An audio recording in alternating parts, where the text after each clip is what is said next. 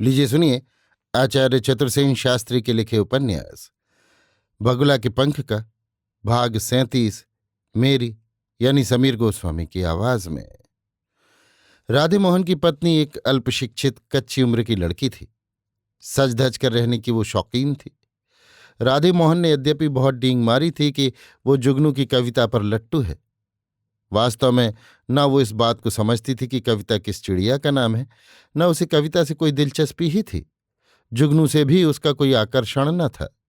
राधे मोहन ने जो समा बांधा था वो हवाई ही था, या कहना चाहिए उसका गधापन था। अलबत्ता ये बात अवश्य थी कि वो स्त्री राधे मोहन की अभावपूर्ण गृहस्थी में संतुष्ट न थी।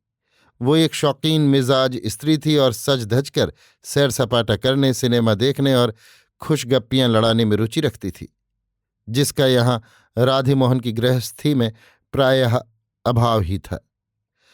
दावत की तैयारी दोनों ने मिलकर खूब ठाठदार की। राधे मोहन रसोई घर में खुद ही पिल पड़ा था। कहना चाहिए वो एक जनखा सा आदमी था। उस दिन उसने स्कूल से छुट्टी ले ली थी और तमाम दिन दोनों कच्चे पति पत्नी उस भंगी के बच्चे की दावत की तैयारी इस तरह कर रहे थे जैसे कोई मिनिस्टर ही उनके घर आ रहा हो। जुगनू अपने साथ एक कैमरा भी खरीद लाया था। कैमरा कीमती था और उसने राधे मोहन के लिए ही खरीदा था। राधे मोहन ने कैमरा देखकर कहा, चीज तो उम्दा मालूम पड़ती है, नई भी है। कितने में सौदा हुआ? दे देंगे जो कीमत ठीक समझेंगे। सस्ता ही मिल जाएगा। वो आदमी गरजमंद है, अभी तुम इससे काम लो। राधे मोहन कैमरे का इस्तेमाल करना बिल्कुल ही नहीं जानता था, परंतु उसने बड़े चाव से कैमरा ले लिया। कब कीमत देनी पड़ेगी इस बात की भी उसने ज्यादा परवाह न की। खाना पीना देर तक होता रहा। राधे मोहन की स्त्री का नाम गोमती था। वो मुंशी जी के सामने नहीं आई, पर्दे में ही रही। खाने पीने से फारिग होने पर मुंशी ने जरा रंगीनी से कहा, भाई ये क्या बात है, भाभी साहिबा पर्दे ही में रहेंगी? तुम तो कहते थे वे मेरी कविता पसंद करती हैं। जरूर करती हैं, कल से 50 बार 100 बार कह चुकी हैं। इतना कहकर उसने रसोई घर की ओर मुंह करके कहा, भाई इधर आओ, मुंशी साहब से कैसा पर्दा, ये तो घर के ही आदमी हैं। पर उस स्त्री ने पर्दे ही में से जुगनू की प्यासी आंखों को भांप लिया था। आंखों के उन भावों को जिन्हें स्त्रियां तुरंत समझ लेती हैं। समझ लेने में उसे क्षण भर की देर न लगी। उसने राधे मोहन के आवाहन का कोई उत्तर नहीं दिया। बाहर वो नहीं आई। राधे मोहन ने समझा उसकी बड़ी हेठी हुई। औरत ने हुक्म नहीं माना। तैश में आकर वो भीतर गया। दबे कंठ से भर्त्सना की, ऊंच नीच समझाया। बहुत बड़ा आदमी है मुंशी, हर किसी के घर नहीं जाता, हम उससे फायदा उठाएंगे। इस तरह पर्दे में रहना जंगली प्रथा है। आजकल की पढ़ी लिखी स्त्रियां पर्दा नहीं करती। पर्दा करने वाली स्त्रियां जाहिल होती हैं। यही राधे मोहन के उपदेश का सार था। परंतु गोमती इस सारगर्भित भाषण से भी प्रभावित नहीं हुई। उसने कहा, बड़े आदमी हैं तो अपने घर के होंगे, हमें क्या, उनके सामने जाने की क्या जरूरत है? मैं कहता हूं तुम एकदम जाहिल हो, गंवार। खैर जैसी हूं वैसी ही तो रहूंगी। लेकिन मैंने उससे कहा है कि तुम उसकी कविता पसंद करती हो। मैं कविता विता क्या जानूं? अरे मूर्खे, मैंने तो तेरी तारीफ ही की थी। अब तू यहां पर्दे में बैठी रहेगी तो मेरी भद्द न होगी। मैं पराए मर्द के सामने क्यों जाऊं? भद्द होगी तो हो जाए। तो क्या बाघ है, तुझे खा जाएगा? बाघ हो या गीदड़, मैं नहीं जाती बस। कहीं मैं तुझे धुनकर न रख दूं, सुनती नहीं है? मारो फिर, वे भी देख लें तुम्हारी बहादुरी। मैं कहता हूं जरा कपड़े बदल कर आ जाओ। आजकल तो सब पढ़ी लिखी स्त्रियां लोगों से मिलती जुलती हैं, सभा सोसाइटी में जाती हैं। जाती होंगी, मैं नहीं जाती। मैंने उससे तुम्हारी कितनी तारीफ की थी, सोचो तो कितनी किरकिरी हो गई। अच्छी जबरदस्ती है, मुझे तो उनके सामने आते शर्म लगती है। वो तो बहुत भला आदमी है, बड़े बड़े लोग उससे मिलने आते हैं। होगा, मुझे तो वो कोई लफंगा सा लगता है। मैं तेरे हाथ जोड़ता हूं, बस जरा देर को चली चल। वो आसमानी साड़ी पहन लेना और बालों को जरा ठीक कर लेना। गोमती चुप हो गई, पर गुस्से से उसके होठ फूल रहे थे। कुछ रुककर राधे मोहन ने कहा, आती हो? मेरी जान मत खाओ, आते हैं, जरा कपड़े तो बदल लेने दो। अच्छी मुसीबत है, मुस्टंडों को खाना बनाकर खिलाओ, फिर सामने आकर हाजिरी भी दो। राधे मोहन कृत्य हो गया। वो अपनी सुंदरी नवोढ़ा पत्नी की झांकी जुगनू को कराने के लिए आतुर हो रहा था। जब वो बाहर बैठक में आया तो जुगनू ने कहा, अच्छा अब मैं चलूंगा। भाभी साहिबा को बहुत बहुत धन्यवाद देना। धन्यवाद अब आप ही दे दिला लीजिए, वो आ रही है।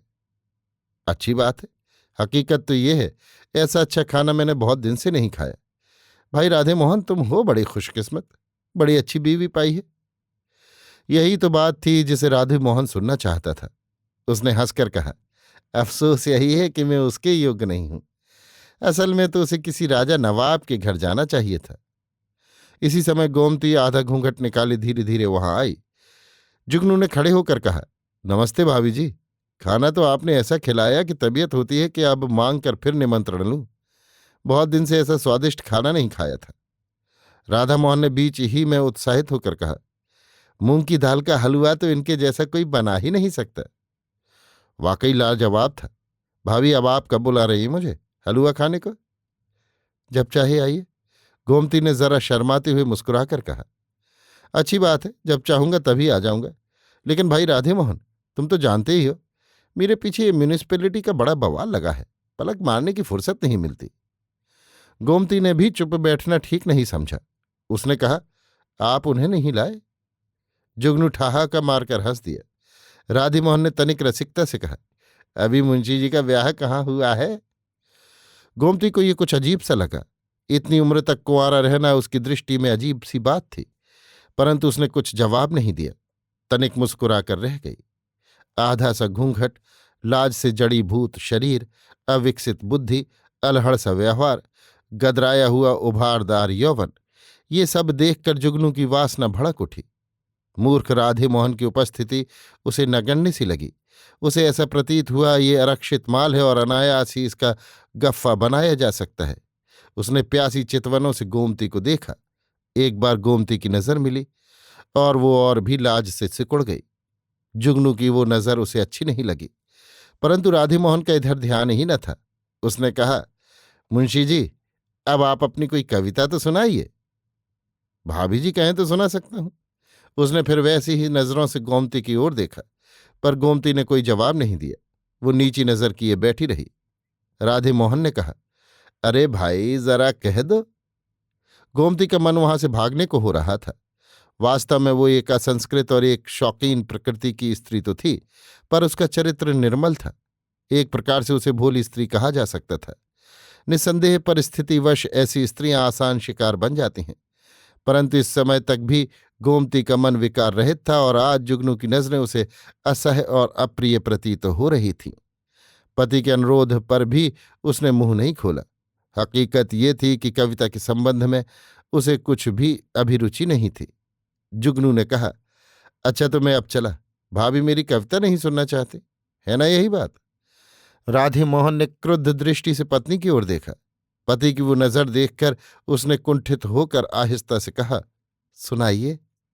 जुगनू ने बेहुदा सी गजल पूरे हाव भाव से पढ़ी। वो इस समय एक उच्छृंखल लोफर की भांति उत्तेजित हो रहा था। उसकी आंखों में वासना की आग भड़क रही थी। राधे मोहन की उपस्थिति की तनिक भी परवाह बिना किए गोमती को अभिप्रेत बनाकर उसने कुछ शेर ऐसे भद्दे इशारों के साथ पढ़े कि गोमती को गुस्सा आ गया।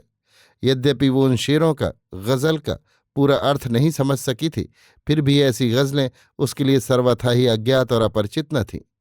अशिक्षित स्त्रियों में ऐसी इश्कियां गजलें प्रायः गाने का रिवाज है।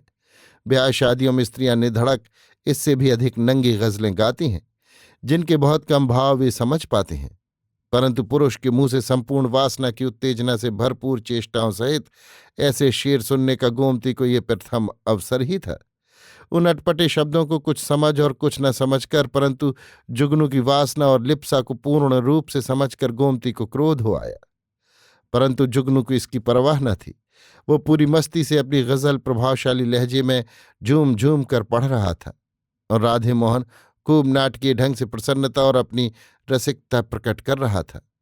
गजल समाप्त करके जुगनू ने कहा, शायद भाभी को पसंद नहीं आई।